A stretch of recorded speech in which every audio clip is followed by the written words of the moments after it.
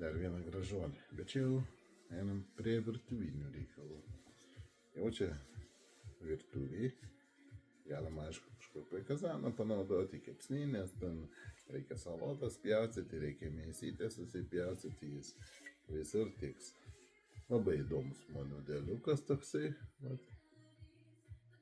Žiūrėk, labai gražus, labai įdomus, labai išplonintas, rankinėlė patogi, ilgesnis. Tai bandžiau salotas pjaustyti, ten kaip kopūstus atrodo. Labai smagiai eina. Aš daug peilių išbandau iš tikrųjų, vienas kitas, kaip ir savo tokių asmeninių peilių, nelabai turiu ir nelabai laikau. Visą laiką vieną parsinešu, kitą parsinešu. Man reikia išbandyti, reikia žinoti, kaip peiliai ima, ar verti jie yra, kaip sakant, dėmesio, ar verta juos man pačiam įsigyti. Tai vat, dažnai jūsų klausiu, kaip peiliukai, kaip laiko. Vieno kito vis paklausinėjau, todėl, kad žinočiau, kuo toliau, tuo didesnis informacijos bagažas būtų pas mane apie peilius, plienus, formas, nuolyčius, kampus, galandinimus ir taip toliau.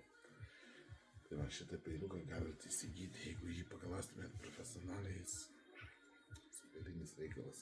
Aišku, dabar jis nėra bukas, jis yra gana neblogai aštrus standartinio galandinimo. Bet profesionalus galandimas, kaip žinote, visada jis yra daug aukštesnio lygio negu naujo peilio galandinimas. Tai va, žodžiu, laimėkit, įsigykit, virtuviai gražus bus. Jau čia net ir modernioji virtuvė, jis pilnai tiks, kas jau pasiem. Sako, nenori aš ten daug kažkokių, ten medinės rankenos negražiai atrodo, reikia gražus.